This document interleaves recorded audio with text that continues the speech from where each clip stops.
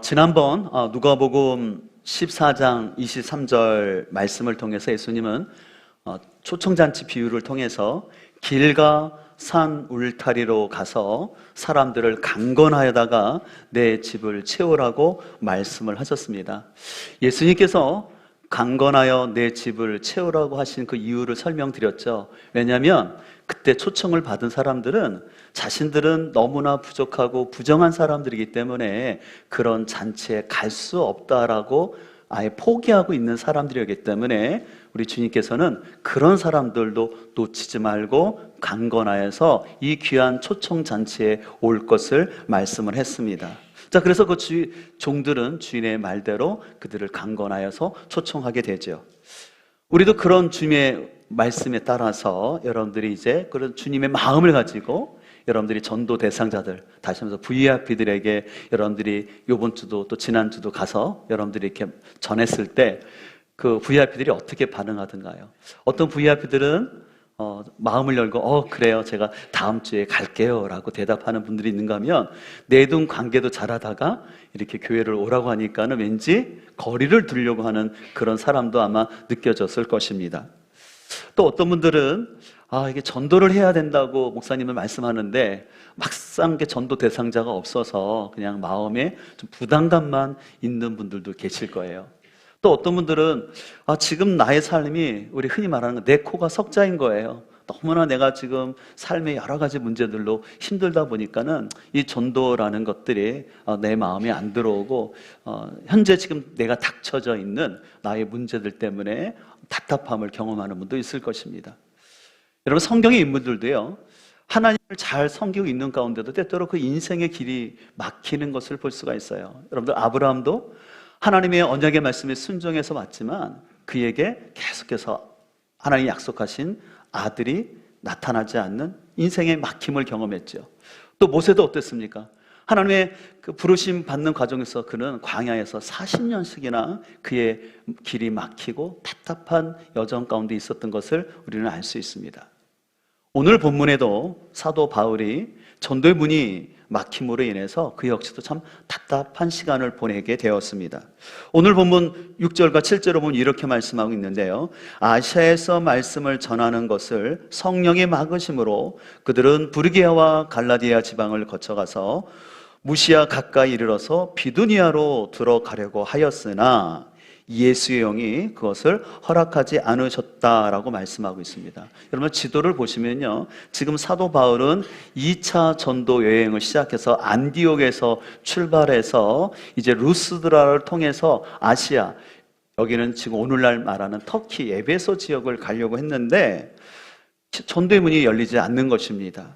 그래서 근데 그 전도의 문이 열리지 않는데 한 번도 아니라 연속적으로 계속해서 전도의 문이 열리지 않고 있는 것이에요.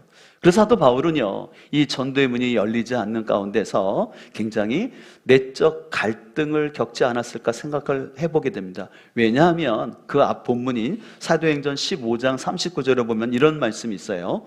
그래서 그들은 심하게 다툰 끝에 서로 갈라서고 말았다. 바나바는 마가를 데리고 배를 타고 키프로스로 떠났다.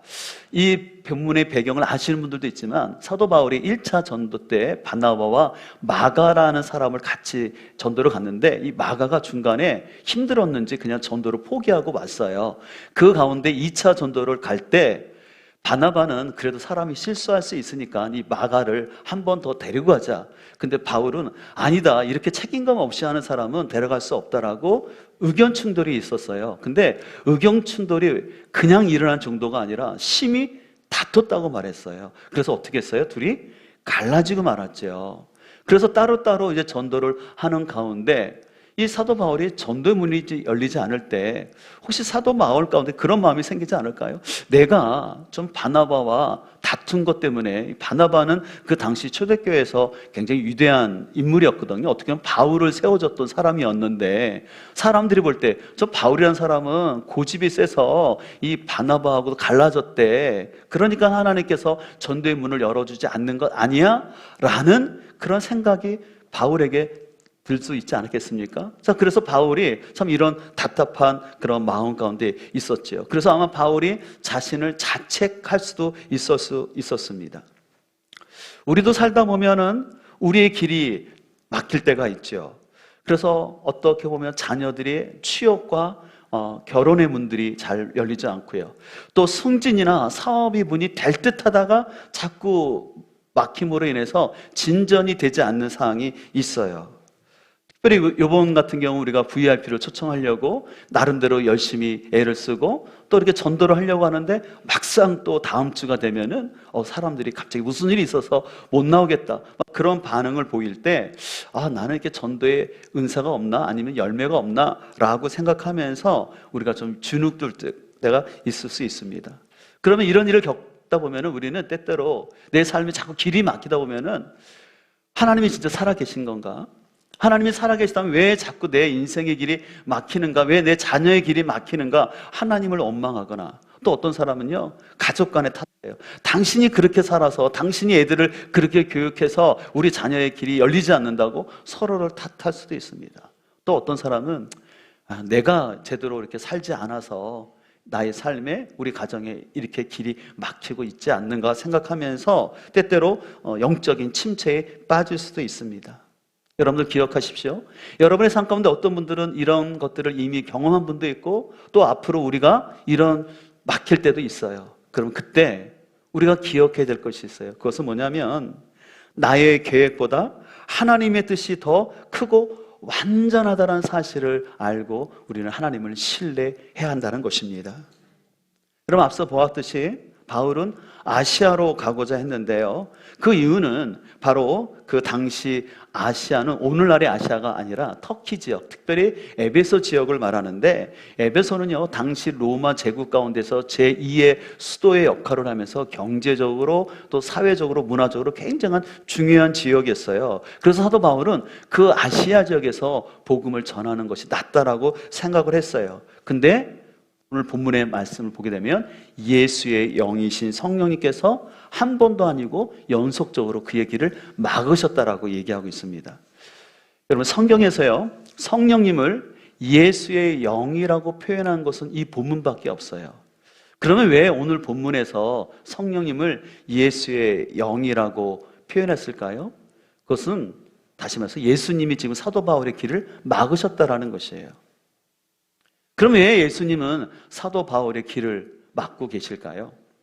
여러분 알다시피 예수님께서는 구원의 성취자이시고 모든 인류가 구원받기를 원하시는 예수님께서는요 지금 이 구원의 역사를 이루기 위해서 현재 터키에 있는 그 에베소 지역으로 복음이 전파되기 보다는 오히려 서구 지역, 서구 유럽에 먼저 복음이 전해지기를 원하셨다라는 것이에요. 그래서 이것은 굉장히 문명사적으로도 중요한 사건으로서 예수님께서는요 그 에베소로 가는 길, 아시아로 가는 길을 막음으로 인해서 오히려 서구 유럽에 복음이 전해지게 하고, 그래서 그 로마를 중심으로 해서 모든 길은 로마로 통한다 하지 않습니까? 그 로마를 통해서 더욱더 복음이 온 인류 가운데 전해지기를 예수님은 계획하고 계셨기 때문에 사도 바울의 길을 막으셨던 것을 볼 수가 있습니다.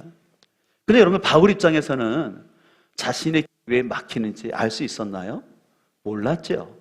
근데 나중에 지나가 보니까 주님께서 지금 아시아가 아니라 서유럽 쪽으로 발길을 옮기셨다는 것을 깨닫게 되었을 것입니다.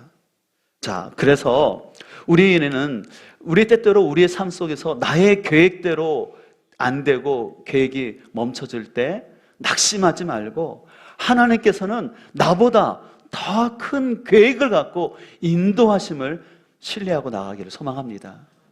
여러분, 영화 대사에 보면 야, 너는 다 계획이 있었구나 라는 대사가 있는데 실은 그건 나쁜 계획이었지 않습니까? 근데 우리 하나님은 나쁜 계획이 아니라 여러분을 향하여서 선하고 온전한 계획을 가지고 여러분의 삶을 인도할 줄 믿습니다. 그래서 때때로 우리 눈에 나의 길이 막히는 것처럼 보인다 할지라도 그 시간을 지나서 보게 되면 하나님이 그때 나의 길을 막으신 게, 그때 내가 그 사람을 안 만나게 한 게 오히려 복이었구나, 그것을 깨닫게 날 날이 올 줄 믿습니다.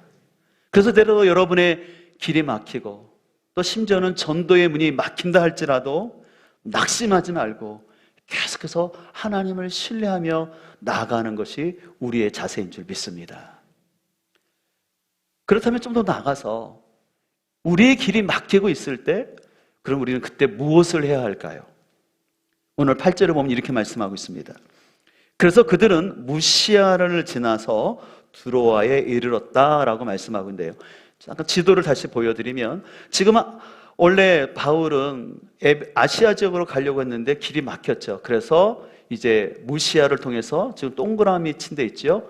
두로아까지 가게 되었어요. 근데 그들은 두로아에 가서 가만히 있었던 것이 아니었어요. 그들은 거기서 무언가를 하고 있었어요. 뭘 하고 있었을까요? 9절 말씀을 봅니다. 9절에 보면 이렇게 말하고 있어요.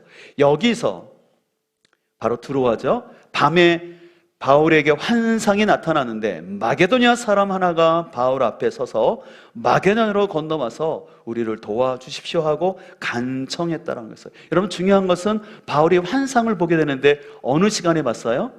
밤에 봤다라는 거죠. 그러면 이것을 짐작할 수 있는 것은 바울이 이때 기도했다라는 것이에요. 여러분 하나님께서 환상은 그냥 막 주시는 것이 아니라 하나님의 뜻을 구하고 하나님께 기도할 때 하나님이 환상을 보여주신 거예요. 그래서 하나님의 뜻을 보여주신 거죠. 그래서 환상 가운데 마게도냐 사람이 나타나서 건너와서 우리를 도우라는 이 환상, 이것을 통해서 이제 사도 바울은 주님께서 자신들을 이 마게도냐로 이끄신 것을 알게 되었습니다. 그래서 우리는 우리의 삶이 막히고 또한 전도가 막힐 때 포기하거나 낙심하지 말고 하나님의 인도를 구해야 할 줄 믿습니다. 근데 여러분들 우리가 하나님의 인도를 받는 가장 빠른 길은 무엇인지 아십니까? 그것은 바로 성령님을 의지하여 기도하는 것이에요. 왜냐하면 성령님께서는요, 우리가 기도할 때 하나님의 뜻이 무엇인지를 우리를 인도하시기 때문에 그래요. 그래서 여러분들 우리의 신앙은요, 제가 이렇게 지나가서 보면 성경 지식이 많으면 신앙을 생활을 잘할 것 같은데 그게 아니더라고요. 제가 가만히 보니까 저의 경우로 보니까 하나님 앞에 기도하고 순종할 때 하나님이 저의 길을 인도하시는 걸 보게 돼요. 그러나 저를 비롯하여 오늘날 많은 성도들이 기도를 통해서 성령 하나님의 인도하심을 구하기보다는요, 우리는 자꾸 나의 감정에 초점을 두는 것 같아요. 내가 지금 어떤 말을 들었을 때, 어떤 환경에 있을 때 내 기분이 좋은가 안 좋은가, 자꾸 그것을 생각하고 지금 다른 사람들이 어떻게 움직이고 있는가, 자꾸 다른 사람의 행동에 포커싱을 두고 있어요. 그러나 그 시선을 우리는 바꾸어서 나의 감정이나 지금 다른 사람들이 어떻게 하고 있냐가 아니라 지금 성령 하나님께서 여러분의 삶 가운데 어떻게 하기를 원하시는지 그쪽으로 우리의 포커싱을 맞춰야 할 줄 믿습니다. 왜냐하면요, 우리가 성령 하나님의 동행하는 삶들을 경험하지 못하면 내가 신앙생활을 여전히 하고 있고 또한 내가 교회를 다닌다 할지라도 또 내가 일을 하고 있다 할지라도 중요한 거는 내 삶에 성령의 인도하심이 없다라는 거예요. 그냥 내 힘으로 사는 거예요. 그냥 때가 되니까 와서 예배 드리고 그리고 직장 나가서는 또 내 방법과 생각대로 그냥 살아가는 거예요. 그러다 보니까 열매는 없고 지쳐지죠. 그러면 내가 신앙생활하는 재미가 없는 거예요. 역동이 없는 거예요. 그러나 때때로 나의 삶이 안 풀리고 어려운다 할지라도 그 가운데 치열하게 좀 하나님의 인도하심이 무엇일까를 기대하고 나가는 그 사람에게는 분명히 하나님께서 보여주시고 이끌어줄 줄 믿습니다. 사랑하는 성도 여러분, 혹시 여러분의 삶이 지금 막혀 있습니까? 아니면 혹시 여러분의 삶에 막히는 일이 발생할 때 오늘 꼭 기억하십시오. 여러분의 감정이나 다른 사람의 말이 아니라 기도 가운데 도와주시는 성령님의 음성을 듣기를 소망합니다.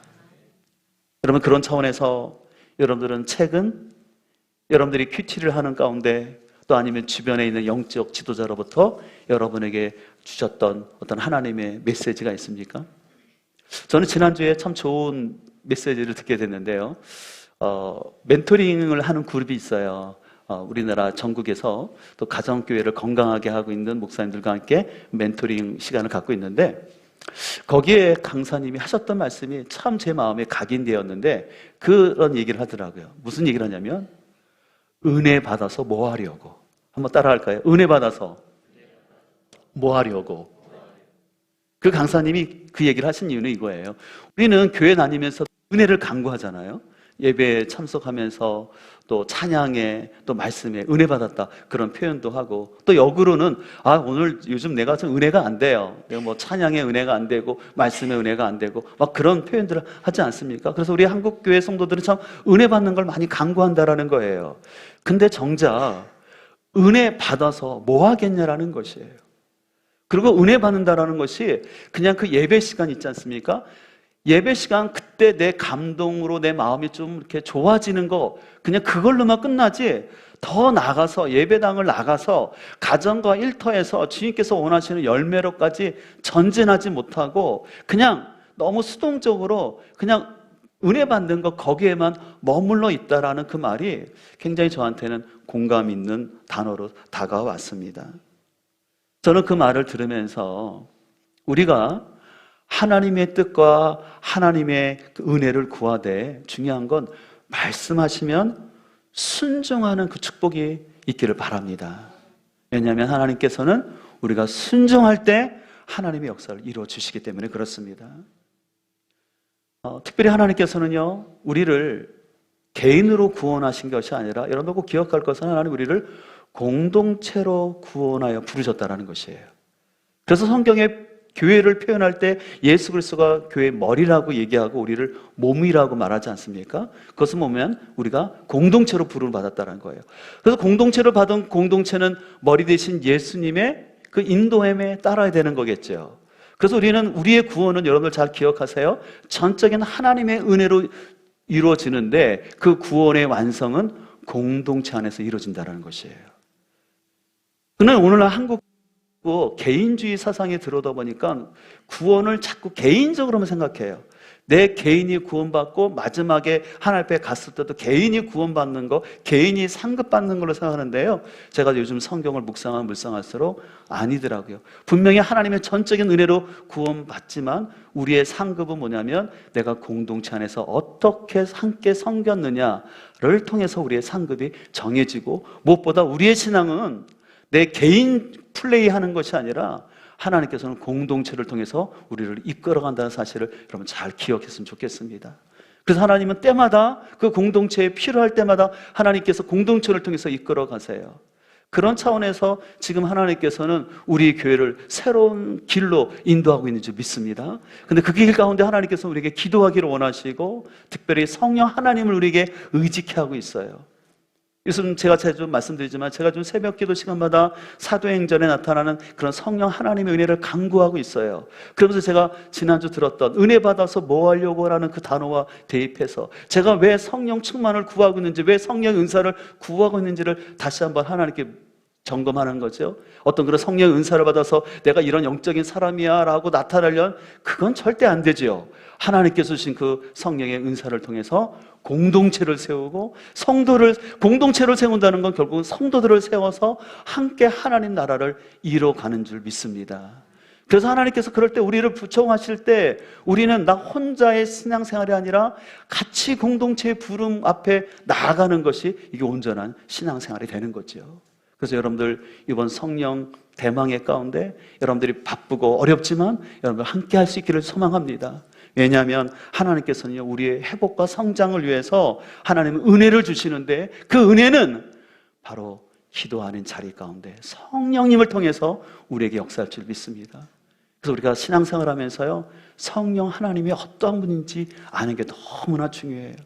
어떤 성경적인 지식보다도 여러분들이 성령 하나님을 정확하게 알고 그 성령 하나님이 오늘날도 어떻게 역사하시는지 여러분들이 그 성령 하나님을 경험할 때 신앙은 너무나 큰 차이가 있는 거예요. 그래서 신앙을 머리로, 이론으로 하는 거하고요, 여러분 성경에서 야다, 하나님을 체험하다라는 것은 인격적으로 아는 거거든요. 실제로 경험해야 아는 거예요. 저는 우리 공동체 식구들이 그런 하나님을 체험적으로, 인격적으로 경험할 수 있기를 다시 한번 주님으로 축복합니다. 자, 그랬을 때 오늘 10절을 보면 바울이 그 환상을 보았을 때 우리가 곧 마게도냐로 떠나가기를 힘쓰니 이는 하나님이 저 사람들에게 복음을 전하라고 우리를 부르신 줄로 인정함이러라. 여기 우리라고 말하고 있는데요, 이 사도행전의 저자인 누가를 포함하여서 바울과 디모데, 실라 이 네 사람을 말하는 것이에요. 자, 근데 그들이 뭐라고 그랬냐면 우리를 부르신 줄로 인정함이러라. 이 인정하다라는 뜻은 뭐냐면요, 마음을 모으다, 함께 연합하다라는 뜻이 있어요. 이들은요, 자신들이 원래 아시아로 가려던 계획이 있었지만 그 아시아로 가려던 계획을 내려놓고 하나님께서 지금 마게도냐로 자신들을 부른다라는 것을 알고, 그래서 하나님의 뜻에 마음을 모아서 그들이 연합하여서 함께 그들은 마게도냐로 건너가는 것을 알 수 있어요. 그래서 그들은 유럽 최초의 빌립보 교회를 세우고 새로운 선교의 문을 여는 것을 볼 수가 있습니다.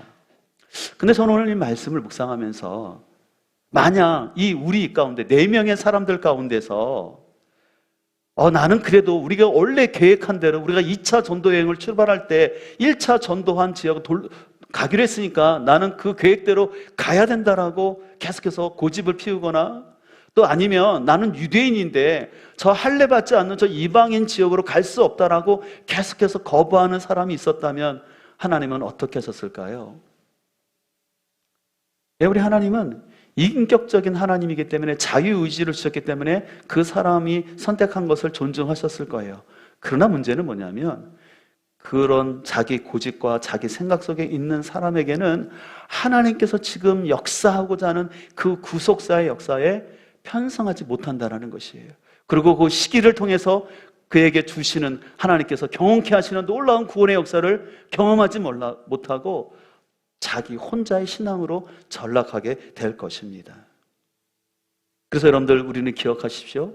우리 하나님은 우리에게 자유의지를 주셨는데 그 자유의지는요, 내 마음대로 살려고 자유의지를 주신 것이 아니라 하나님 말씀에 인격적으로 순종하려고 자유의지를 주신 줄 믿습니다. 여러분, 자유의지 이꼬르는 순종이라고 저는 생각해요. 오늘날 많은 사람들은 자유의지를 생각하면 프리덤이라고 생각해요.